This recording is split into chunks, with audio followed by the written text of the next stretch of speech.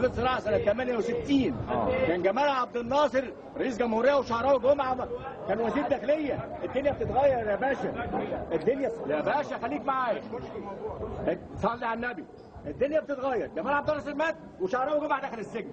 دوام الحال من المحال، دوام الحال من المحال. بس بكرة في آخرة. بكره الظابط عامل لك ايه؟ الظابط عامل لك ايه؟ ست خد من الموتوسيكل. الموتوسيكل صبرك واحده واحده بس بالراحه بقى بنحل سيبك من الكلام ده، صبرك عليا. خد المطلوب ايه مع بتوع الحي واقفين كلهم يا باشا بتوع المرافق ناس ظلمه بيضغطوا على الناس، بياخدوا الحاجه من قلب المحلات من جوه. انا راجل مهندس زراعه، انا مش ثوراجي زي ما قالوا لي. البياعين اللي موجودين كلهم في الشارع وانت احداهم خدت الحل. ماشي معايا؟ ايوه فشل، خدت الحل. ما بيبيعش، مفيش حد بيخش له. صحراء هقعد احرسه يا باشا. لا يا باشا اقعد احرس محل يا باشا. ده مشاريع فاشله انتوا بتعملوها فاشله. المفروض تاخد راي راجل الشارع، المفروض تاخد راي يعني راجل الشارع. راجل الشارع نروح في الشارع. انا مواطن مصري يا سعاده الباشا، انا مواطن مصري.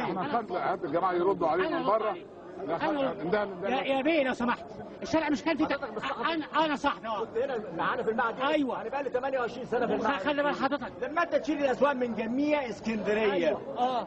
الناس هتجيب حاجتها منين يا سعد باشا؟ اسمعني في واحده انت بتزعل ايه؟ انا بزعق عشان بتكلم في الحق.